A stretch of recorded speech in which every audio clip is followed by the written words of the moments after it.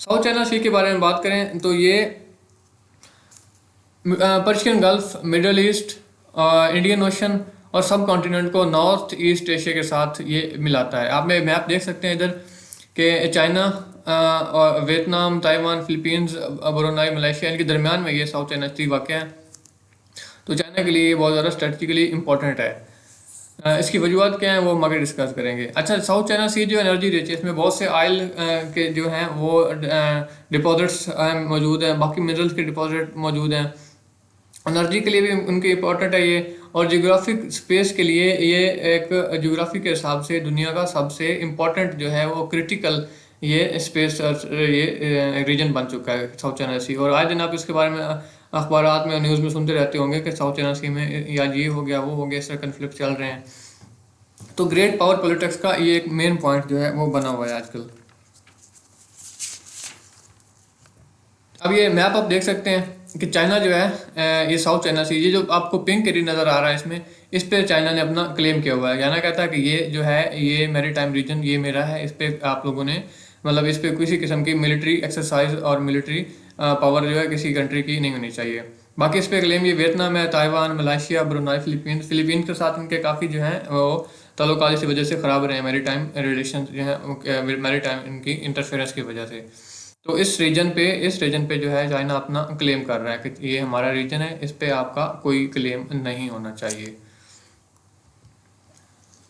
अच्छा, ये south China सी इतना इंपॉर्टेंट क्यों बना है? इसकी बेसिक वजह जो है वो एशियन कॉन्टिनेंट का इकोनॉमिक राइज है कि इकोनॉमी में जो इस तरह से अभी एक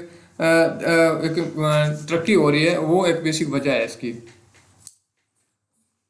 अब देखें तो चाइना जो है वो इकोनॉमी के हिसाब से पूरी दुनिया को लीड कर रहा है, और वो ग्रेट ब्रिटेन और यूएस को भी इसमें बीट कर चुका है कि किस तरह से उन्होंने अपनी पर कैपिटा इनकम जो है वो डबल की है।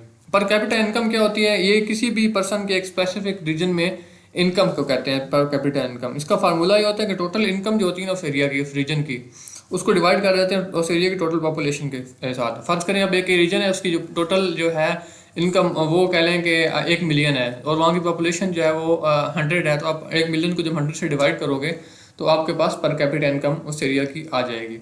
तो इस पर कैपिटा इनकम को डबल करने में चाइना ने बहुत कम टाइम लिया। आप ग्रेट ब्रिटेन की बात करें तो इसने तकरीबन 3 दिहाइयाँ मतलब 30 साल लिए हैं। यूएस की बात करें तो उसने तकरीबन 50 साल में ये अपनी पर कैपिटा इनकम डबल की है, लेकिन चाइना ने सिर्फ 10 साल के अंदर अपनी पर कैपिटा इनकम को डबल कर रही है। तो चाइना की ज्योग्राफी की बात करें, इसका एक जो लार्ज इकोनॉमी है उसकी बात करें, डेमोग्राफिक्स की बात करें, उसकी जो लार्ज पॉपुलेशन है डेमोग्राफी उसकी बात करें, तो चाइना जो है ये अपना इन्फ्लुएंस और कंट्रोल जो है साउथ चाइना सी पे और इवन ईस्ट चाइना सी पर भी अपना कंट्रोल जो है वो करने के लिए अपने आप को तैयार कर रहा है। अच्छा, मोनरो डॉक्ट्राइन की ज़रा बात करते हैं पहले, फिर इसके बारे में आगे डिस्कस करेंगे। मोनरो डॉक्ट्राइन की बेसिकली उनके president US president James Monroe ने ये दी थी। इसके ये उनकी अभी फॉरेन पॉलिसी का इस पे जो है वो मेन फोकस जो है वो इसी डॉक्ट्राइन पे उनकी फॉरेन पॉलिसी जो है वो चल रही है। इसमें क्या था कि वेस्टर्न हेमिस्फीयर में किसी भी किस्म की कॉलोनियलाइजेशन को वो अपोज कर रहे थे। ब्रिटेन की होगी, यूरोपियन कंट्रीज की कॉलोनियलाइजेशन जो है, कॉलोनियलाइजेशन वेस्टर्न हेमिस्फीयर में इसको वो अपोज कर रहे थे।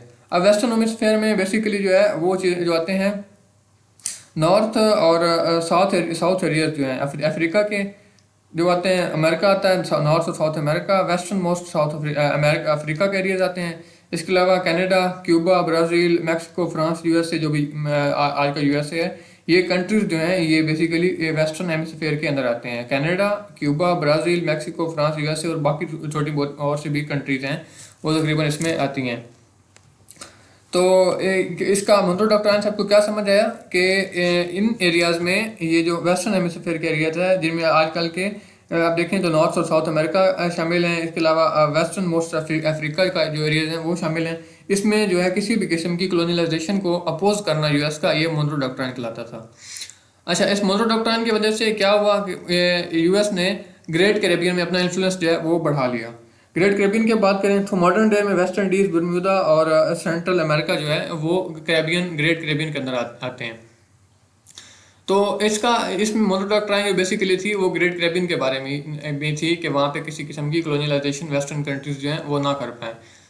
अच्छा, ये डॉक्ट्राइन जो थी ये यूरोपियन को रोकने के लिए थी कि वो इन एरियाज में ना घुसें और वहाँ पे अपनी कॉलोनियलाइजेशन ना करें। इसका मकसद वहाँ के लोगों को सब्जुगेट करना नहीं था, उनको अपने डोमिनेशन में लाना नहीं था। ग्रेट ब्रिटेन की ट्रिनिडाड, गुनिया, हंड्रास और जमीका में बहुत ज़्यादा मिलिट्री बेसिस थी, लेकिन उन्होंने अमेरिकन को चैलेंज करना बेहतर नहीं समझा और वो एरियाज को छोड़ गए। यूएस ने अपने एरियाज में अपना ही एक अमेरिकन मेडिटेरेनियन जो है वो क्रिएट कर लिया। अमेरिकन मेडिटेरेनियन की बात करें तो कैरेबियन सी और गल्फ ऑफ मैक्सिको को मिला के इसको कैरेबियन अमेरिकन मेडिटेरेनियन कहते हैं। इसमें जो मेन कंट्रीज आती हैं वो क्यूबा और जमैका जैसी मेन कंट्रीज जो हैं वो इसके अंदर इसके आती हैं, एरियाज के अंदर आती हैं। ग्रेट कैरेबियन वो यूएस के लिए कितना इंपॉर्टेंट था, तो ग्रेट कैरेबियन जो है अमेरिकन कॉन्टिनेंट की एक एक्सटेंशन, उन्होंने मैरीटाइम एक्सटेंशन के तौर पे इसको समझा। इसका फ़ायदा उनका क्या हुआ कि वो उसका अपना स्फीयर इन्फ्लुएंस था, जो उनका एक इन्फ्लुएंस का जो दायरा था उसको वो वसी कर रहे थे, ताकि अपना इन्फ्लुएंस जो है थ्रू आउट द वर्ल्ड वो अपना बढ़ा सकें। ग्रेट कैरेबियन की वजह से, ग्रेटर कैरेबियन की वजह से ही उनको एक पॉलिटिकल और इकोनॉमिक का जो सिक्योरिटी हासिल हुई यूएस को, ताकि वो पनामो के अंदर 82 किलोमीटर की 82 किलोमीटर की एक आर्टिफिशियल कैनाल जो है वो क्रिएट कर सकें। इस कैनाल का क्या था, पनामो में ये वाकई आर्टिफिशियल कैनाल जो कि पैसिफिक ओशन और अटलांटिक ओशन को आपस में मिलाती है। तो ये जो कंस्ट्रक्शन थी ये इनके लिए बहुत ज़्यादा स्ट्रेटजिक सिग्निफिकेंस की हामिल थी यूएस के लिए।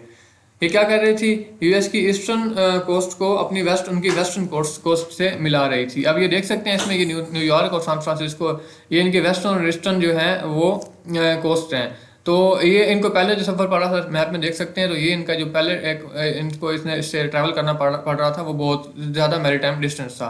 पनामा कैनाल के बनने की वजह से ये डिस्टेंस कम होकर बहुत ही मतलब 1/3 तकरीबन ये या कह लें 1/4 वो जो डिस्टेंस ये रह गया। तो इनको इससे बहुत ज़्यादा स्ट्रेटेजिकली इकोनॉमिकली इस कैनाल का बहुत ज़्यादा फ़ायदा हुआ। और ये कैनाल इन्होंने किस वजह से बना सके थे, अपने ग्रेट कैरेबियन में अपना इन्फ्लुएंस बढ़ाकर।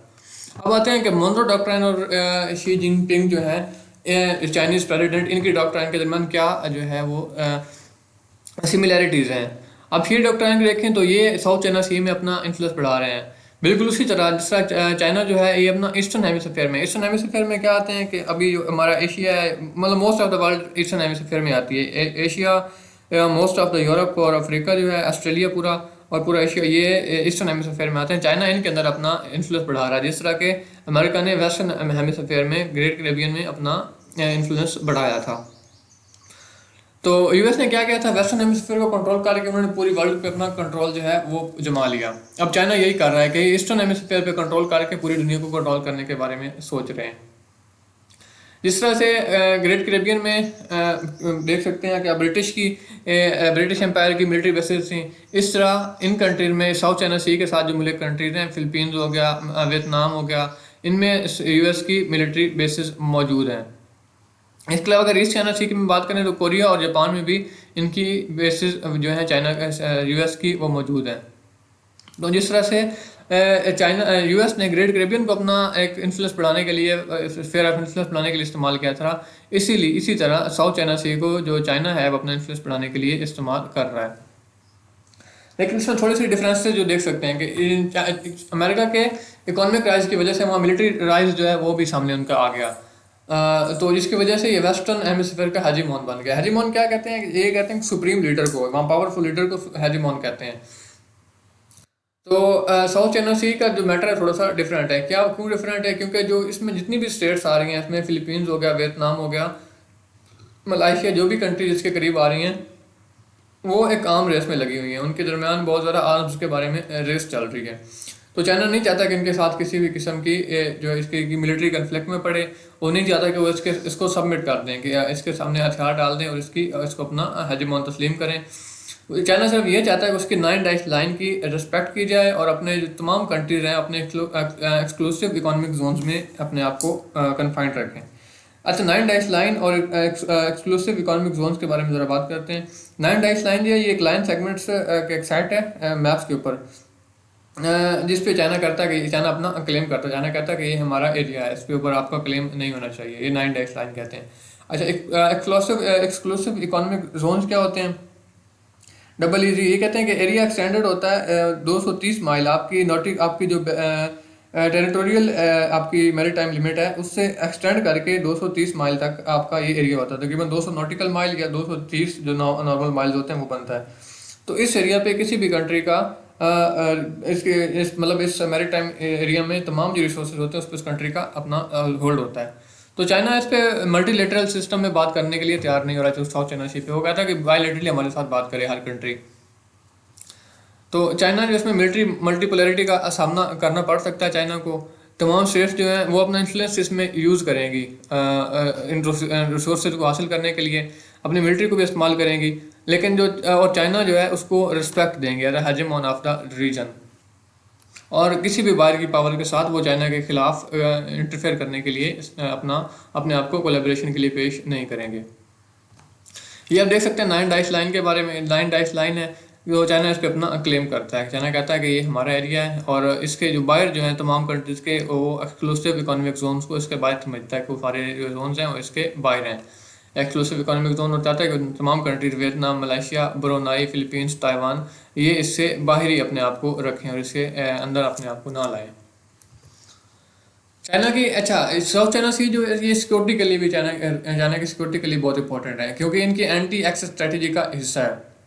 साउथ की तरफ से यूएस की एयरफोर्स और सी की तमाम जो फोर्सेज हैं नेवी को इनकी कोस्ट तक पहुंचने से रोकने के लिए एक बहुत बड़ा हथियार है। तो साउथ चाइना सी चाइना की सिक्योरिटी के लिए भी बहुत इंपॉर्टेंट है। इकॉनमी की बात करें तो इसमें ऑयल और नेचुरल गैस के बहुत से रिसोर्सेज साउथ चाइना सी में पाए जाते हैं। अगर ये यहाँ से एक्सट्रैक्शन शुरू कर दें तो इनका मिडिल ईस्ट पे जो डिपेंडेंसी है वो बहुत कम हो जाएगी।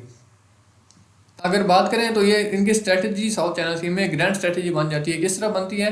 क्योंकि चाइना जो है वो सीपैक और पाकिस्तान के ग्वादर पोर्ट से क्या हासिल करना चाह रहा है, अगर उसको हम थोड़ा समझ लें।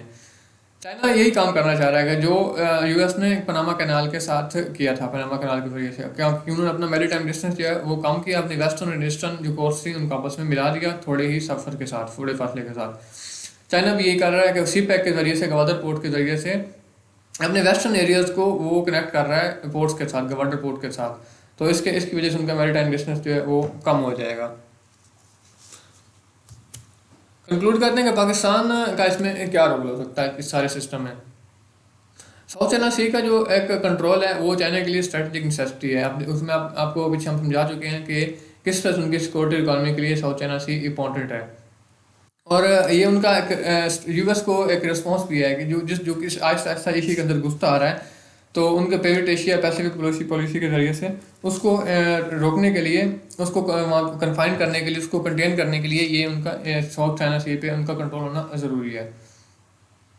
पिवट एशिया पॉलिसी के बारे में थोड़ा सा बताते हैं आपको कि ये यूएस की फॉरेन पॉलिसी का एक पार्ट है कि किस तरह से एशियन कंट्रीज़ के साथ अपने बायलैटरल जो अलाइंसेस हैं उनको स्ट्रॉन्ग किया जाए। सिक्योरिटी अलाइंसेस हो गया, इसके अलावा इमर्जिंग पावर जितनी भी है इनके साथ मल्टीलेटरल सिनेरियोज पे बात करने को वो पिवट एशिया पैसिफिक पॉलिसी कहते हैं। तो पाकिस्तान की जो लीडरशिप है वो भी अपने रोल से गाफिल है कि उन्होंने क्या रोल इसमें प्ले करना है। तो पाकिस्तान को एक पीपल्स इलेक्टेड पार्लियामेंट, मतलब ट्रूली पीपल्स इलेक्टेड पार्लियामेंट की ज़रूरत है और विजनरी लीडर की, एक अच्छे लीडर की ज़रूरत है जो इस सारे स्ट्रेटेजिक जो अभी अलाइंसेस बन रहे हैं और स्ट्रेटेजिकली जो इंपॉर्टेंट इश्यूज हो रहे हैं उन पे वो अपने आप को अपने लिए अपना अच्छा मौक़िफ़ पाकिस्तान का पेश कर सकें। वोकैबुलरी की तरफ आते हैं तो प्रेसिडेंट्स को कहते हैं कि बीइंग मोर इम्पोर्टेंट को प्रेसिडेंट कहते हैं। सब्जुगेट होता है ब्रिंग अंडर डोमिनेशन, किसी को अपने गलबे के अंदर लाना, उस पर कंट्रोल करना, कब्जा करना। रेप्लिकेट होता है एग्जैक्ट कॉपी करना, कॉपीइंग को कहते हैं कॉपी को। हेजेमोन होता है सुप्रीम लीडर, मतलब किसी भी इलाके का बड़ा। लिटोरल जो ऐसे एरियाज को कहते हैं, ऐसी कंट्रीज़ को कहते हैं जो सी शोर के साथ साथ वाक़ होती हैं। अच्छा, मोनरो डॉक्ट्राइन किसने प्रपोज की थी ये आप कमेंट्स बॉक्स में लिखना ना भूलें। मोनरो डॉक्ट्राइन हम आपको बता चुके हैं लेकिन आपने क्वेश्चन इसका